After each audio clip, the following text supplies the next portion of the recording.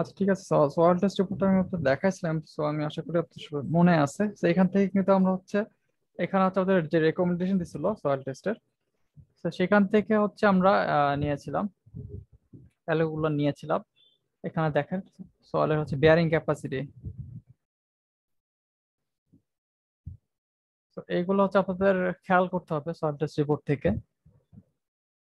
আর সোয়াল test report আমি দিয়ে দিব, ড্রাইভে আপলোড করে দিব, আপনারা নিজেরা একটু পড়বেন আর কি, কারণ অনেক কিছু দেওয়া আছে অ্যাকচুয়ালি, যেভাবে ক্যালকুলেশন করেছে মোটামুটি থিওরি অনেক কিছুই বলেছে। সো আমি হচ্ছে জাস্ট সামারি আকারে বলছি, এত কিছু তো আসলে এখানে ডিসকাস করাটা এতটা সময় পাবো না। ঠিক আছে, আর একটা বিষয় যে আমি এখানে কিন্তু অনেক কিছু আর কি একটু শর্টকাটে বলতেছি আর কি। আপনার হয়তো আপনার ফাউন্ডেশন ডিজাইনার থার্ড ইয়ার বা ফোর্থ ইয়ারে হয়তো বিএসসি তে আপনার ক্লাসও পেয়েছেন, বাট এটা কিন্তু অনেক বড় একটা বিষয় আর কি, অনেক বড় একটা চ্যাপ্টার। আমি ছোট করে সংক্ষিপ্ত আকারে বোঝাচ্ছি। তো আমি বলবো যে আপনাদের যে ড্রাইভে যে লিঙ্ক দেওয়া ছিল, এখানে কয়েকটা ডকুমেন্ট ছিল আর কি, এখানে ফাউন্ডেশন ডিজাইনেরও উপরে কয়েকটা ডকুমেন্ট ছিল, আপনি একটু পড়বেন আর কি। আমাকেও কিন্তু এই এক্সেলটা বানাতে প্রায় 6-7টা রিপোর্ট পড়ার লাগছে, 6-7টা ডিজাইন ডকুমেন্ট পড়ার লাগছে, এবং প্রায় কত আমাদের এখানে যতগুলো সল ফাউন্ডেশন ছিল সবগুলো আমার হ্যান্ড ক্যালকুলেশন করা লাগছে। তারপরে এটা মোটামুটি মিলছে আর কি। এটা আসলে মিলানো অনেক ডিফিকাল্ট। সাধারণত সবাই ফাউন্ডেশন সেভ দিয়ে করে ফেলে বা অনেকে চেক করে না। সো আমি বলবো যে আপনারা নিজেরা একটু চেক করবেন, নিজেরা একটু হ্যান্ড ক্যালকুলেশন করবেন, তাহলে বেসিকটা আর কি ভালো থাকবে, কারণ থাকবে এখানে অনেক কিছু আমি শর্টকাটে বলতেছি। আসলে খুব বেশি রিসার্চ করার আর কি সময় নাই, কারণ অনেক বড় বড় টার্ম এখানে আমি সংক্ষেপে জাস্ট 1-2 মিনিটে জাস্ট বলে যাচ্ছি। আপনারা একটু নিজেরা দেখবেন আর কি, নিজেরা অবশ্যই পড়বেন। আর নিজেদের হয়তো আপনাদের থার্ড বা ফোর্থ ইয়ারে এই সল্টে সরি ফাউন্ডেশন রিলেটিভ আর কি কোর্স ছিল, তো সেগুলো ডকুমেন্ট গুলো একটু বা কোর্স ম্যাটেরিয়াল গুলো একটু একটু ঘাটবেন, তাহলে তো দেখবেন সব মনে পড়ে যাবে মোটামুটি। কারণ এরপরে হচ্ছে আমরা সেফে আর কি ফাউন্ডেশন ডিজাইন করব। সো সেই ক্ষেত্রে কিছু কিছু জিনিস এখানে কাজে লাগতে পারে, বা দেখবেন যে এখানে জিনিসগুলো অনেক মিলে গেছে। আচ্ছা ঠিক আছে, সো আমরা যেটা করতেছিলাম এখানে মোমেন্ট ক্যালকুলেশনে ছিলাম। সো শর্ট ডিরেকশন এবং লং ডিরেকশন এটা আমরা মোটামুটি বের করছি।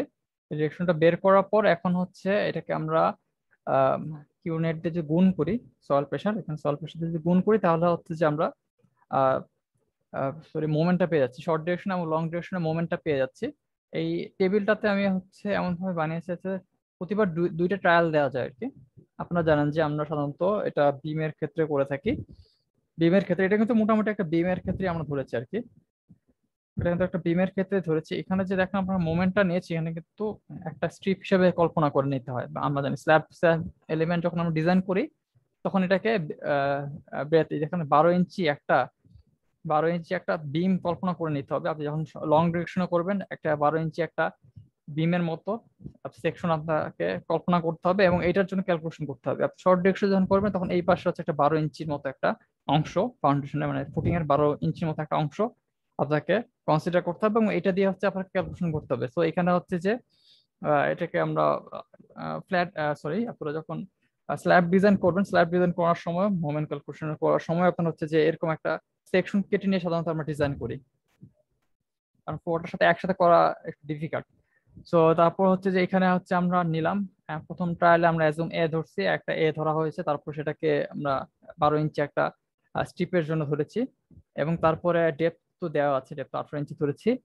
তারপর হচ্ছে এম এর পরিমাণ এখান থেকে আসতেছে, এই যে এখান থেকে শর্ট এবং লং ডাইরেকশনে। আর হচ্ছে এখানে হচ্ছে এরিয়া, স্টিলের এরিয়াটা, স্টিল এরিয়া আর কি, স্টিল এরিয়ার সূত্রটা এই যে এখানে দেওয়া আছে। হুম, এখানে দেওয়া আছে ক্যালকুলেশন।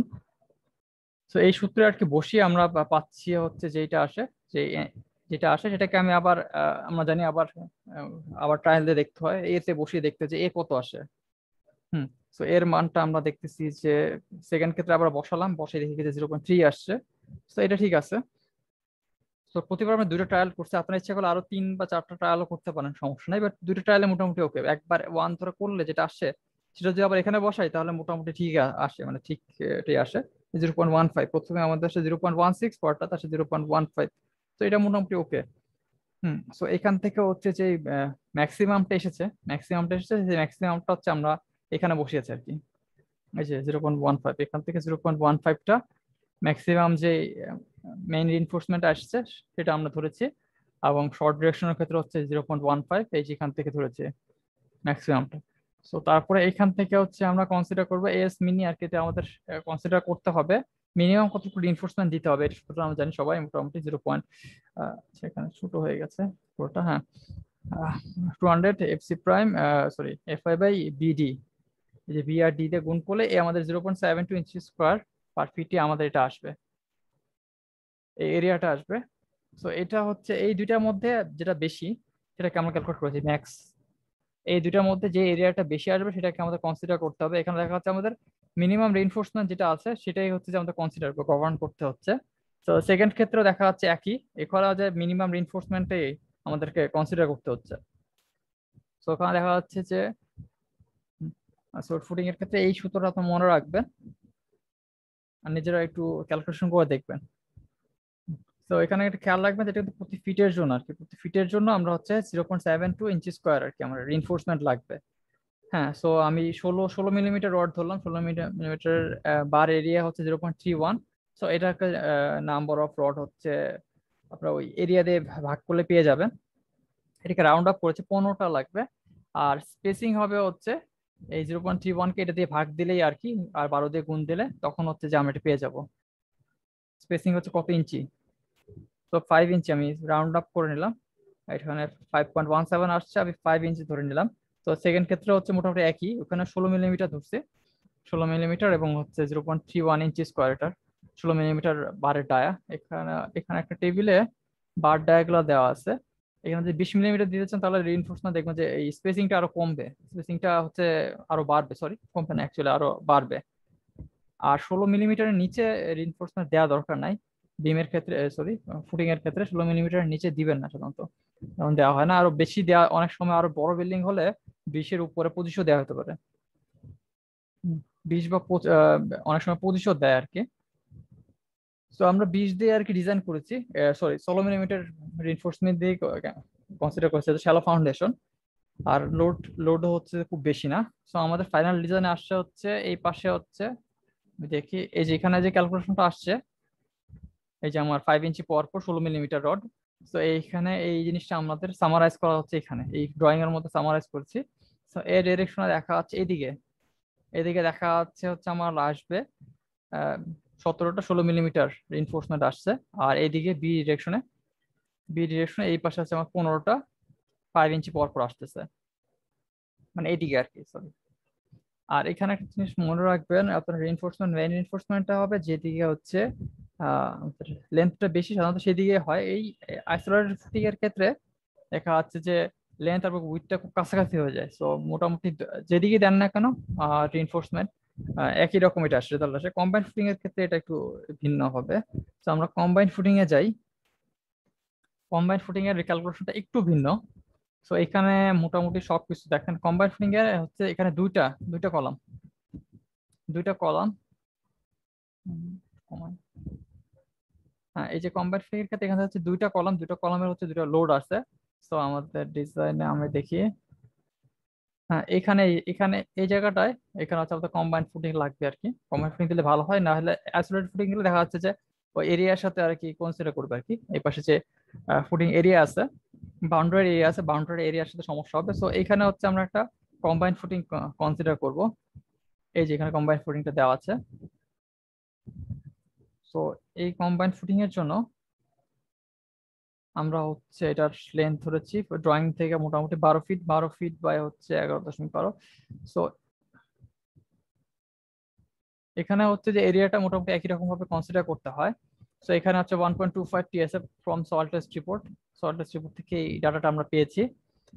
আর তারপর হচ্ছে যে প্রথম কলাম থেকে লোড, প্রথম কলামের লোড কতটুকু আমরা দেখি, মানে চেঞ্জ আছে। আচ্ছা এখানে হচ্ছে এই দুটো কলামের জন্য আমরা হচ্ছে এই দুটো কলামের জন্য কম্বাইন ফুটিং কনসিডার করব। আর এদিকে আরো আছে, আপনারা নিজেরা একটু প্র্যাকটিস করবেন এই ফাইলটা দিয়ে দিলে। তো 131 আর 142, আচ্ছা এটা একটু আমরা রাউন্ড আপ করে 132 আর এটাকে 143 ধরলাম। সো 132 আর এটাকে 143 ধরলাম মোটামুটি। আচ্ছা ঠিক আছে। সো সো এটা আমাদের এসেছে। এই দুটা হচ্ছে আমাদের লোড, আনফ্যাক্ট লোড আর কি, আনফ্যাক্টর লোড, যেটা এটা থেকে আমরা নিয়েছি। এটা বসালাম 132 আর 143 কাছাকাছি মোটামুটি। তো এইখানে হচ্ছে আমরা দেখি total column reaction. Total column reaction হচ্ছে এটা থেকে আর কি, এটা এই দুটো যোগফল আর কি। তো এইটা আমাদের লাগবে হচ্ছে ফুটিং এর আর কি, ফুটিং এর এরিয়াটা বের করতে, এরিয়া ক্যালকুলেশনে লাগবে। সো ফার্স্ট কলামের লেন্থ এবং সেকেন্ড কলামের লেন্থ এখানে দেওয়া আছে 12/24 একটা, আর একটা হচ্ছে 12/21 ইঞ্চি কলাম ছিল। আপনার দেখি তো,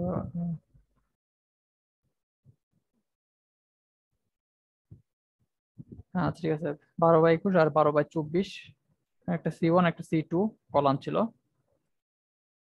আচ্ছা ঠিক আছে, হ্যাঁ 12/24 আর 12/21 এই যে কলাম ছিল। আপনাদের ক্ষেত্রে যদি চেঞ্জ আসে তাহলে এটা চেঞ্জ করে দিবেন অবশ্যই। এই যে কলাম 1 আর কলাম 2, এই যে কলাম 1 আর কলাম 2 এর ক্ষেত্রে যে এরিয়াটা আসে, সরি, কলামে যে ডাইমেনশনটা আসে, এই ডাইমেনশনটা আপনাদের মতো করে চেঞ্জ করতে হবে এখানে। ঠিক আছে, তো এখানে আমরা বসালাম। তারপর অ্যালাউবেল বেয়ারিং এরিয়া যেটা আসবে, টোটাল লোডটা আর কি, টোটাল লোডটাকে আমরা হচ্ছে সয়েল প্রেশারটাকে দিয়ে যদি ভাগ করি, তাহলে হচ্ছে আমরা ফিট স্কোয়ারে, তো এখানে ফিট স্কোয়ারে আমরা হচ্ছে এরিয়াটাকে পাবো, তাহলে 121 ফিট স্কোয়ার। তো আমাদের ফুটিং এর যে এরিয়াটা, ফুটিং এর এরিয়াটাকে 121 ইঞ্চি ফিট স্কোয়ারের ভিতরে হতে হবে, মানে বেশি হতে হবে, কমপক্ষে আমাদের 121 হতে হবে। সো এটাতে, এটার জন্য আর এখানে কিন্তু আপনি মনে রাখবেন যে আমরা 10% কি বাড়িয়ে বাড়িয়ে ধরেছি। So, এখানে ফুটিংটার হচ্ছে ইউনিট, ফুটিং এর সেলফ ওয়েটটাকে ধরতে আর কি। ফুটিং এর বা ফাউন্ডেশনের সেলফ ওয়েট সাধারণত টোটাল আনফ্যাক্টর ডেড লোডে 10% হয়ে থাকে। যদি যদি হচ্ছে আপনাদের ইচ্ছা হয় আপনারা নিজেরা আলাদাভাবে ক্যালকুলেশন করতে পারেন। এটার ভলিউমটাকে ইউনিট ওয়েট দিয়ে গুণ করলে, concrete unit wait 155, sorry 150 pound পার ফিট কিউব, এটা গুণ করে আপনার নিজেরা হচ্ছে যে আপনার সেলফ ওয়েটটাকে বের করতে পারবেন। বাট এটা হচ্ছে মোটামুটি একটা শর্টকাট, আর ক্যালকুলেশনটা একই রকমই আসে, 10%-এর কাছাকাছি আসে। তো আমরা দেখি তারপরে হচ্ছে কলাম ফুটিং এর হচ্ছে কলামের ডাইমেনশন দিছি, বেয়ারিং এরিয়া আসে 121। সো আমরা হচ্ছে ধরলাম হচ্ছে 12 ধরেছিলাম, যদি 10 ধরতাম তাহলে আমাদের 13 আসতো। যাই হোক এটা একটু ডিফিকাল্ট, আমরা হচ্ছে এখানে 12 ধরেছি। ফুটিং এরিয়াটা লেন্থ ধরলাম 12, এদিকে লেন্থ, এদিকে লেন্থ ধরলাম 12, এই পাশে হচ্ছে আমাদের 11 দশমিক আসছে, এটাকে একটু ছোট করে নিই। আচ্ছা 11 11, তাহলে হচ্ছে 12/11। তো 12/11-র জন্য আমরা ধরি এখানে কত আসে, যে 12টা আসবে সেটাকে এই এরিয়াটাকে দিয়ে ভাগ যদি করে দেন, যে লেন্থটা আছে সেই লেন্থটাকে যদি এরিয়া দিয়ে ভাগ দেন, তার সাথে 1 যোগ করে দিলে মোটামুটি এটা পেয়ে যাবেন। হ্যাঁ সেইভাবে করা হয়েছে। তো মোটামুটি যে এরিয়াটা আছে সেই এরিয়াটা আসছে হচ্ছে আমরা তখন 12/11 গুণ হলো 131। তো এটা হচ্ছে বেশি, 121 মানে হচ্ছে আমাদের কমপক্ষে 121 ফিট স্কোয়ার ফুটিং এরিয়া হতে হবে। আমাদের কনসিডার করলাম, আমরা ক্যালকুলেশন করে 133, 12/11 করলে হয় 133 ফিট স্কোয়ার, এই যেটা গুণফল। সো এটা হচ্ছে ওকে, এটা হচ্ছে বেশি, সো এটা ওকে দেখাচ্ছে। এটা যদি কম হতো তাহলে কিন্তু আর চেয়ে কম দেখাতো আর কি। যাই হোক, তারপরে আমরা ডেপথ হচ্ছে 20 ইঞ্চি ধরলাম, ডেপথ 20 ইঞ্চি ধরলাম, আর ক্লিয়ার কভার জানি আমরা 3 ইঞ্চি ধরেছি। সো টোটাল ডেপথ হবে হচ্ছে 20 + 3 23 ইঞ্চি, মানে হচ্ছে এদিকের এই যে 23 ইঞ্চি, টোটাল 23 ইঞ্চি, আর এটা হচ্ছে 20 ইঞ্চি ডেপথ। তারপরে সোফিং এরিয়াতে পেয়েছিলাম নেট সয়েল প্রেশার। এখন যে নতুন আমরা কেটে পেয়েছি, নতুন যে এরিয়াটা পেয়েছি, নতুন এরিয়াটাকে, এরিয়া অফ ফুটিং, এই যে নতুন এরিয়াটা, এটার টোটাল লোডটাকে যদি আমি এরিয়া দিয়ে ভাগ দিই, তাহলে আমরা হচ্ছে নেট সয়েল প্রেশার, এখানে এই ফুটিং এর নিচে, এই ফুটিং এর নিচে কি পরিমাণ সয়েল প্রেশার আছে এটা আমাদের ক্যালকুলেট করার জন্য এর পরের ধাপে লাগবে, এসএফডি বিএমডি তে লাগবে আর কি। তো এই জন্য আমাদের এইটা আবার আলাদা করে বের করতে হচ্ছে। কারণ এখানে আমাদের এই কম্বাইন্ড ফুটিং আর আইসোলেট ফুটিং এর মধ্যে ডিফারেন্সটা হচ্ছে, এখানে হচ্ছে যে আমরা লং ডিস্টেন্স এবং শর্ট ডিস্টেন্স হিসাবে ক্যালকুলেট করতাম। এখানে এখানে হচ্ছে যে রিইনফোর্সমেন্ট ক্যালকুলেশন আসলে লং ডিস্টেন্স এবং শর্ট ডিস্টেন্স থেকে ক্যালকুলেট করে, বাট এখানের ক্ষেত্রে আমাদের এসএফডি বিএমডি থেকে ক্যালকুলেট করতে হবে। ফুটিং তো আরো বেশি হয়, 3টা বা 4টা, 4টা থাকে, তখন আপনাদের নিজেদের মতো আর কি সয়েল এই এসএফডি এবং বিএনডি ড্র করতে হবে। আমার কিন্তু এটা ড্র করতে অনেক সময় লেগেছে অ্যাকচুয়ালি, এই জন্য হচ্ছে আমাদের এই ক্লাসটা একটু দেরি হচ্ছে, আমি নিজে হাত দিয়ে করতাম। হ্যান্ড ক্যালকুলেশন করে। সো ড্রয়িংটা মোটামুটি এসএফডি ভিএমডিটা মোটামুটি এসেছে। 100% মিলানোটা ডিফিকাল্ট। আপনারা যদি নিজেরা করতে পারেন 100% মিলা যায়, একদম জিরো থেকে শুরু একদম জিরোতে যায়, তাহলে আমাকে একটু জানাবেন। আর নিজেরা যদি একদম করতে পারেন, সেখানে হচ্ছে কিন্তু সয়েলের আর কি, সয়েলের প্রেশারটা কনসিডার করতে হবে, কোনো সাপোর্ট কন্ডিশন থাকবে না আর কি। উপর থেকে আমার soil load, sorry column load, এবং নিচে হচ্ছে সয়েল থাকবে। এই এই কনসিডারেশনে একটা সিম্পল ফুটিং ধরে আমাদেরকে ডিজাইন এসএফডি এবং বিএমডিটা বের করতে হয়। সো আমাদেরটার ক্ষেত্রে হতো লেন্থ খুব বেশি না, সেই জন্য হতো শেয়ার ফোর্স বা বেন্ডিং মোমেন্ট খুব বেশি আসে নাই। কিন্তু এটা যদি আহ, sorry, এটা যদি খুব বেশি বড় হতো, তাহলে কিন্তু এখানে হচ্ছে শেয়ার ফোর্স বা বেন্ডিং মোমেন্ট অনেক বেশি আসতো, বিশেষ করে মোমেন্ট অনেক বেশি আসতো। এইটার মধ্যে ডিস্টেন্স যত বেশি হবে, এটা লেন্থ মানে দুই কলামের মধ্যে ডিস্টেন্স যত বেশি হবে, এখানে হচ্ছে আবার বেন্ডিং মোমেন্টটাও অনেক বেশি আসবে। এটা একটু কনসিডার রাখবেন। আচ্ছা ঠিক আছে, তারপরে আমরা যেটা করবো, আমরা যাই। আচ্ছা ঠিক আছে, তারপরে হচ্ছে হ্যাঁ নেট কলাম লোড আর কি, যে এই কলাম লোডটাকে এটা আমরা হচ্ছে 1.24 দিয়ে গুণ করবো আর কি। 1.24 দিয়ে গুণ করে টোটাল লোডটাকে সাথে আমরা যোগ করেছি। তো এটা আমাদের এসেছে। তো এখানে হচ্ছে আমি বলছিলাম যে আচ্ছা আমি এভারেজ লোড ধরেছি এই জন্য যে যাতে হচ্ছে যে আমারটা সংক্ষেপে করা যায়, কারণ আমি যেই এটা স্ক্রিনশট নিয়ে রেখেছিলাম, যে এখান থেকে যে ক্যালকুলেশনটা করেছি এটা আনফ্যাক্টর লোড ছিল, কম্বো আনফ্যাক্টর। তো আমরা যদি এখন চাই এই আমার ক্রিটিক্যাল শেয়ার এবং পাঞ্চিং শেয়ার বা রিইনফোর্সমেন্ট ক্যালকুলেশনের জন্য আমার ফ্যাক্টর লোডটা দরকার দরকার সেই জন্য আমার ডেড লোড 1.2 এবং হচ্ছে লাইভ লোডকে 1.6 দিয়ে গুণ করে সেটা হিসেবে ক্যালকুলেট করতে হতো। বাট সেই জন্য আমাকে আবার আলাদা করে আর একটা লোড কম্বিনেশনের জন্য আবার সরি আমার হচ্ছে ডেড লোড এবং লাইভ লোডটা লাগবে আলাদা করে। তো সেটাকে আবার 1.2 আবার 1.6 এ গুণ করে আবার নতুন করে করতে হলেও দেখা যাচ্ছে যে ক্যালকুলেশন অনেক বড় হয়ে যায়। তো সেই জন্য হচ্ছে যে একটু শর্টকাট করার জন্য অনেকে দেখি যে এই কাজটা করে এভারেজ একটা লোড ফ্যাক্টর ধরে নেয় 1.2 আর 1.6 এর এভারেজ 1.4।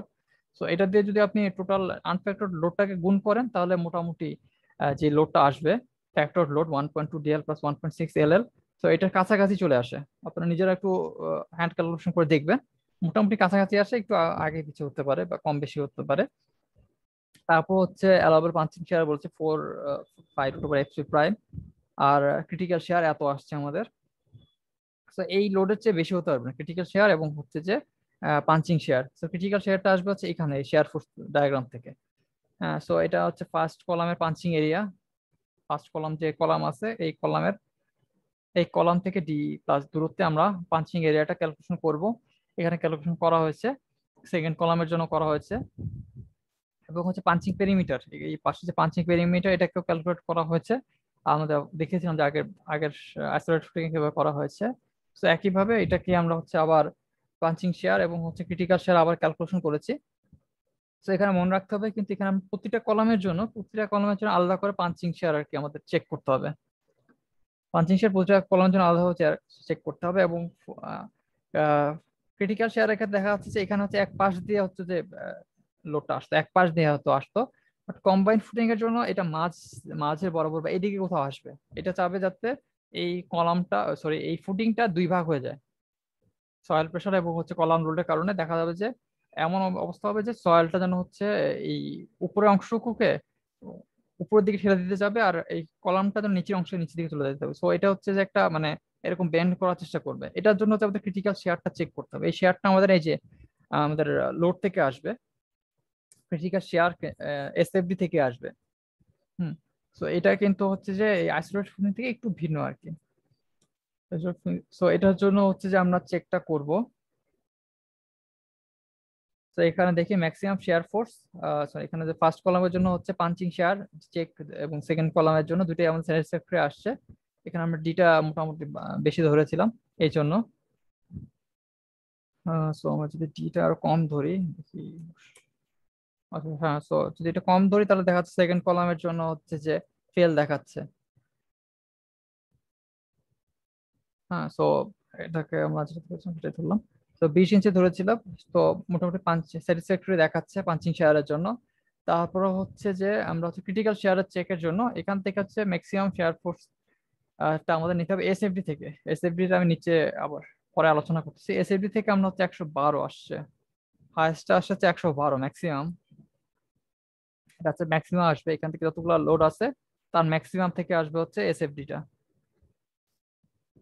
সো ম্যাক্সিমাম এসএফডির যে ড্রটা করবে সেখান থেকে ম্যাক্সিমাম ভ্যালুটা হচ্ছে আমরা ক্রিটিক্যাল শেয়ারের জন্য ক্যালকুলেশন করব। তারপর আগের মতো সূত্র অনুযায়ী B plus D into punching area, sorry বলে ক্রিটিক্যাল শেয়ার এরিয়া, তারপরে তারপর হচ্ছে আমরা ক্রিটিক্যাল শেয়ার স্ট্রেস সেটাকে আবার ক্যালকুলেশন করব।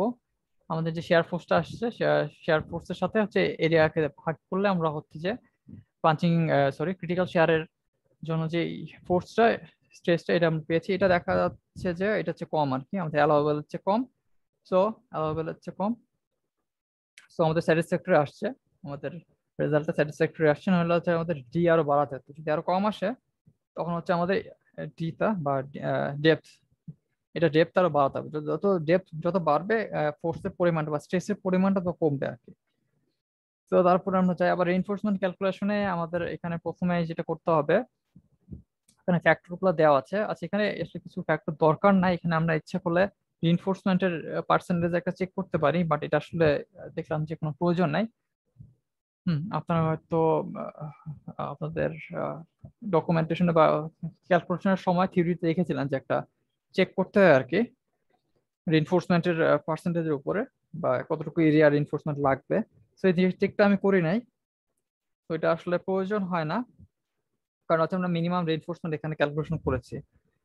আচ্ছা ঠিক আছে, তো তারপরে যেখানে আসবে এখানে হচ্ছে যে আমাদের সয়েল প্রেশারটা আর কি, এখানে সয়েল প্রেশারটা হচ্ছে এখানে যেই লোডটা আছে এটাকে কিন্তু হচ্ছে সরি এখানে যে লোডটা আছে,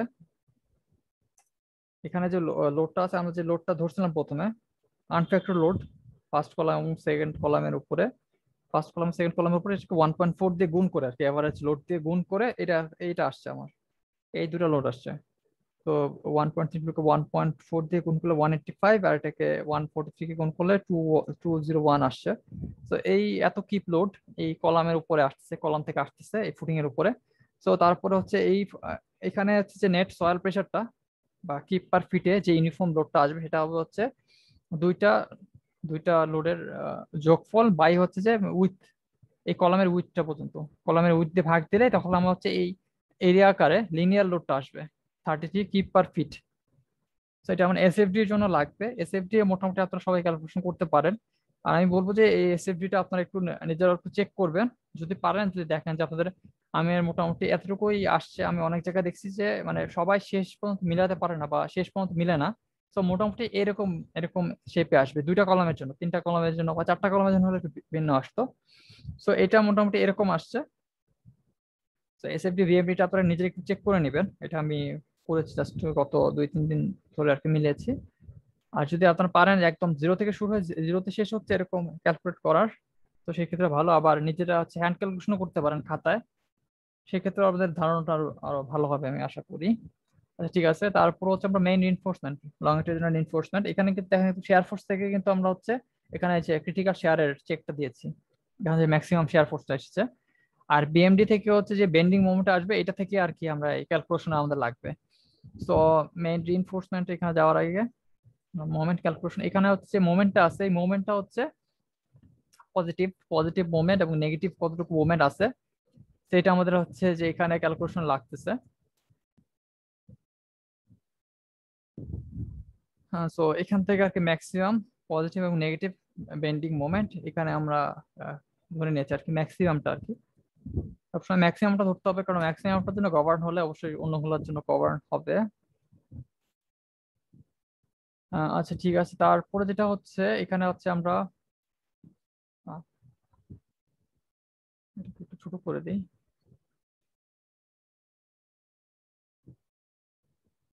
আচ্ছা, সাধারণত পয়েন্টের পর 2 ঘর রাখতেই ভালো আর কি, আর 4 ঘর রাখতে সমস্যা নাই, আর প্রিসাইজ হবে।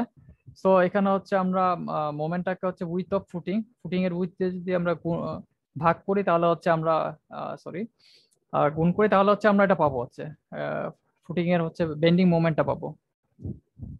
সো ফুটিং এর মোমেন্টটাকে আমরা এখানে ক্যালকুলেট করেছি, আপনারা একটু নিজেরা একটু দেখে নেবেন, চেক করে নেবেন।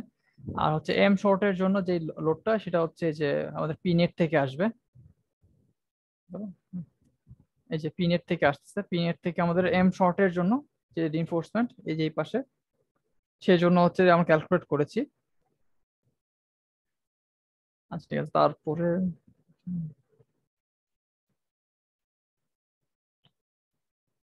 আচ্ছা ঠিক আছে, তো আগের মতো আবার হচ্ছে আমাদের তিনটা ক্যালকুলেশন করতে হবে, পজিটিভ মোমেন্ট এবং নেগেটিভ মোমেন্ট। এই দুইটা হচ্ছে আমাদের পজিটিভ এবং নেগেটিভ মোমেন্ট লাগবে হচ্ছে আমাদের এই দিকের জন্য আর কি, এই লং ডিরেকশনের জন্য।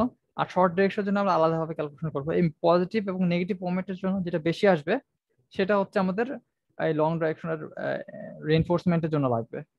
তো এখানে দেখেন আমরা হচ্ছে দুইটা ট্রায়াল দিয়েছি। আপনারা জানেন যে ক্যালকুলেশন প্রসেসটা অ্যাজুম এ একটা এ ধরে নিয়েছি, তারপরে বি 12 ইঞ্চি একটা স্ট্রিপ ধরে নিতে হয়, তারপরে 20 ইঞ্চ ডেপথের জন্য আমরা হচ্ছে মোমেন্ট পেয়েছি, মোমেন্ট কতটুকু আছে। তো উপর থেকে আমরা এটা ক্যালকুলেশন করে নিয়ে এসেছি, এই যে এখান থেকে 20.44। হ্যাঁ, তো এই যে উপর থেকে এই লোডটা, এই যে মোমেন্টটা আমরা ক্যালকুলেশন করেছি, এখান থেকে এসেছে আর কি, এই যে এখান থেকে এসেছে। সো এখান থেকে আমরা মোমেন্ট গুলা ক্যালকুলেশন করেছি। তারপরে আমরা হচ্ছে এরিয়া, এরিয়া সূত্রটা হচ্ছে এটা, রিইনফোর্সমেন্ট এরিয়া M/5 √4 FC। সাধারণত আমরা বিমের ক্যালকুলেশনের ক্ষেত্রে কিন্তু একই রকম সূত্রটা আমরা ইউজ করতে হয়। তারপরে আমরা আবার চেক এ করেছি, সেকেন্ড ট্রায়ালে যে মোটামুটি ক্লোজ আসছে আগেরটার সাথে। তো এখান থেকে যে ভ্যালুগুলো আসতেছে ইঞ্চি স্কোয়ার, লং ডিরেকশনের জন্য হচ্ছে পজিটিভ এবং নেগেটিভের ক্ষেত্রে যেটা ম্যাক্সিমাম আসছে সেটাকে আমরা কনসিডার করছি। এখানে ম্যাক্সিমাম আসছে 0.229 এটা। তো এখানে হচ্ছে ম্যাক্সিমামটা ক্যালকুলেশন করেছি, এই দুটো আমাদের ম্যাক্সিমামটা ক্যালকুলেশন করেছি। এবং তারপরে হচ্ছে মিনিমাম রিইনফোর্সমেন্ট আবার হচ্ছে আমাদের এখানে চেক দিতে হবে যে মিনিমামটা আমাদের কভার হয়েছে কিনা। তো দেখা যাচ্ছে যে দুই ক্ষেত্রে মোটামুটি মিনিমাম রিইনফোর্সমেন্টটা আমাদের বেশি আসতেছে। তো মিনিমাম রিইনফোর্সমেন্টটাকে ধরে আমাদের ক্যালকুলেশন করতে হবে। তো মিনিমাম রিইনফোর্সমেন্ট করার পরে আমরা 16 মিলিমিটার বার ধরছি, 16 মিলিমিটার বারের এরিয়া হচ্ছে 0.31 ইঞ্চি স্কোয়ার। তো এটার জন্য আমরা হচ্ছে স্পেসিং পাচ্ছি হচ্ছে 4 ইঞ্চি, দুই ক্ষেত্রে হচ্ছে মোটামুটি কাছাকাছি আসবে।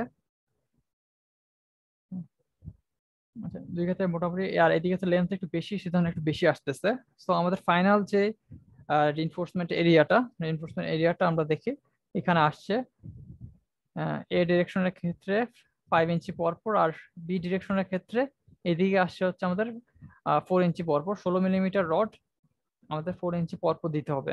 তো এখানে মনে রাখবেন যে এখানে হচ্ছে যে লং ডিরেকশনের যে রোডটা, এখানে কিন্তু এটা হচ্ছে ক্রিটিক্যাল এরিয়া আর কি আছে। তো এদিকে হচ্ছে যে রিইনফোর্সমেন্টটা নিচে দিতে হবে, লং ডিরেকশনের যে রিইনফোর্সমেন্টটা এটা নিচে দিতে হবে। আরেকটা বিষয়, আমি কিন্তু এখানে রিইনফোর্সমেন্ট লং রিইনফোর্সমেন্ট এবং শর্ট রিইনফোর্সমেন্ট আলাদা করছে। আবার লং ডাইরেকশন এবং শর্ট ডাইরেকশনের সাথে আবার করবেন না। লং লং রিইনফোর্সমেন্ট মানে হচ্ছে যে রিইনফোর্সমেন্ট লং আছে, লেন্থটা লং। আর শর্ট রিইনফোর্সমেন্ট মানে হচ্ছে যেটা রিইনফোর্সমেন্টটা শর্ট।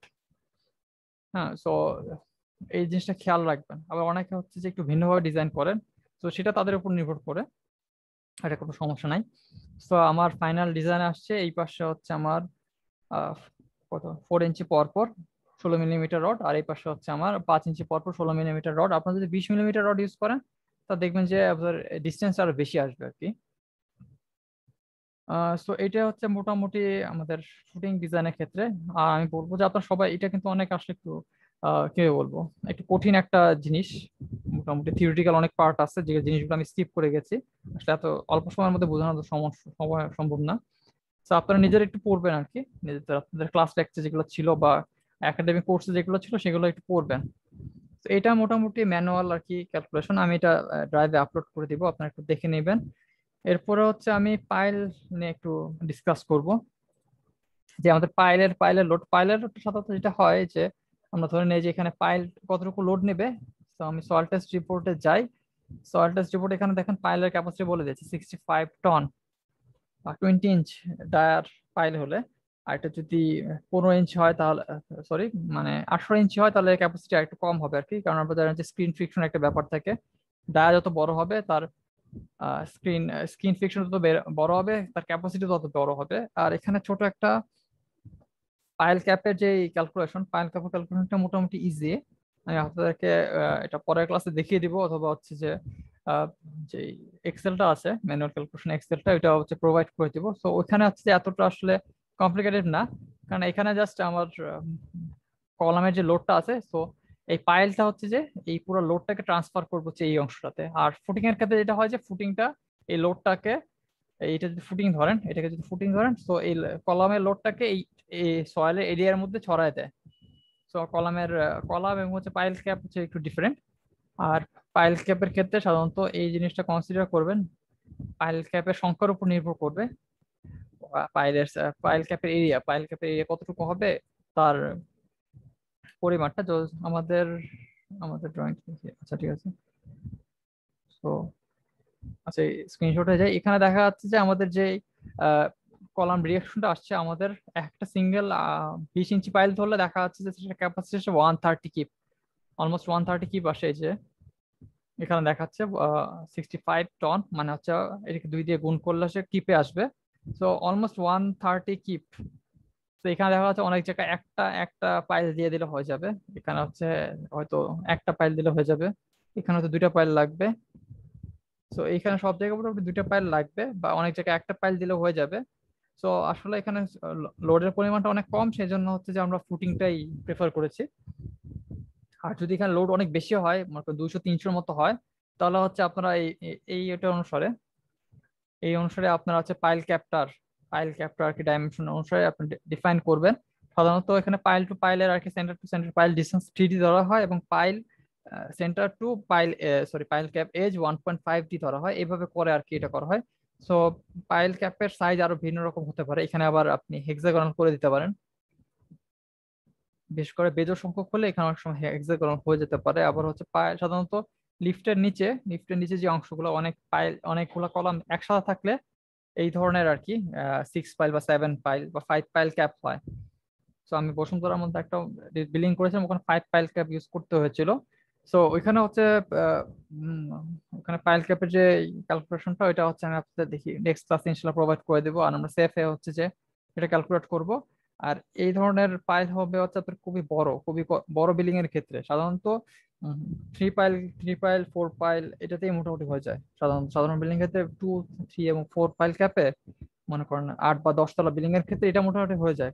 কিছু কিছু ক্ষেত্রে পাইল ক্যাপের নিচে বা হচ্ছে সরি স্টেয়ার, সিঁড়ি বা হচ্ছে যে লিফটের নিচে 5 বা 6 পাইল ক্যাপ লাগতে পারে।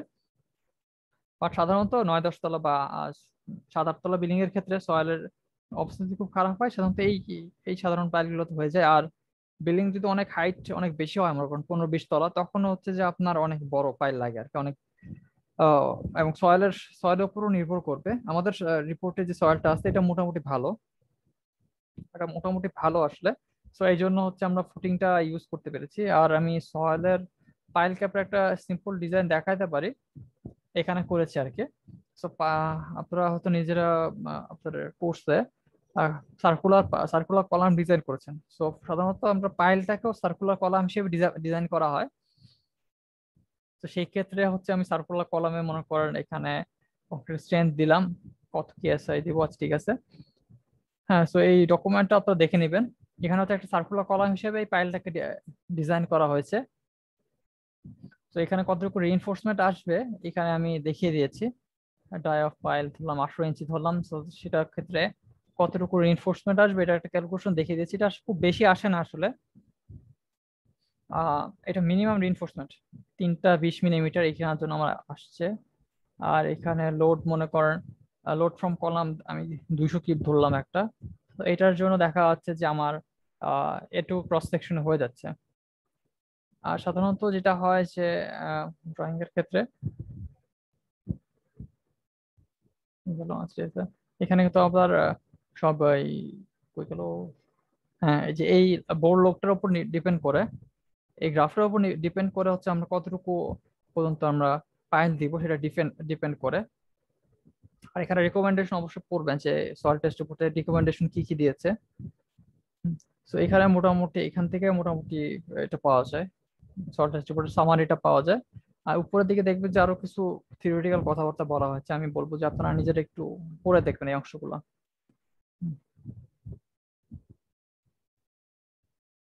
আচ্ছা ঠিক আছে, তা মোটামুটি আমাদের এটি অংশ শেষ। পরের ক্লাসে আমরা হচ্ছে যে এই পাইল ক্যাপ এবং হচ্ছে যে ফুটিং, কম্বাইন্ড ফুটিং, এটা হচ্ছে সেফ সফটওয়্যার ইউজ করে কিভাবে ডিজাইন করব সেটা দেখাবো। তো সেখানে হচ্ছে যে আমরা এটা একটু আরেকটু ইজি। সেফে যখন যখন আমরা যখন ডিজাইন করি সেক্ষেত্রে হচ্ছে যে আমাদের রেজাল্টটা অনেক সহজ এবং সুন্দর আসে, এটা ভিজুয়ালাইজ করাটা অনেক সুন্দর হয়। বাট আমি বলবো যে আপনারা তাও ম্যানুয়াল ডিজাইনটা শিখবেন, ম্যানুয়াল ডিজাইন প্র্যাকটিস করবেন। অনেকে হচ্ছে যে ম্যানুয়াল ডিজাইন করে না, বাট আমি বলবো যে ম্যানুয়াল ম্যানুয়াল ডিজাইনটা করা অবশ্যই গুরুত্বপূর্ণ। আর হ্যাঁ, আর কারো কারো কোনো প্রশ্ন আছে কিনা, থাকে তাহলে একটু বলবেন।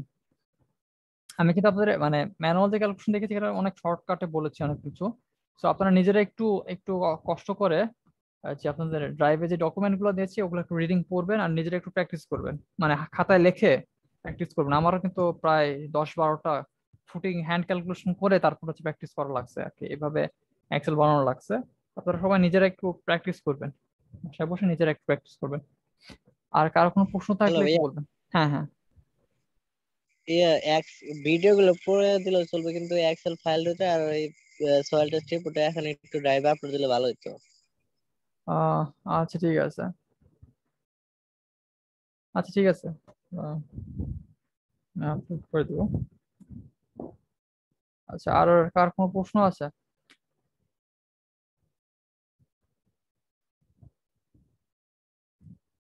আচ্ছা, এরপরে মনে হয় আমাদের আর একটা ক্লাস থাকবে, ক্লাস 6 নম্বর ক্লাস। 6 নম্বর ক্লাসটা আমার একটু দেরি হতে পারে, কারণ আমি হয়তো একটু ঢাকার বাইরে যাইতে পারি আমার পার্সোনাল কাজে আর কি।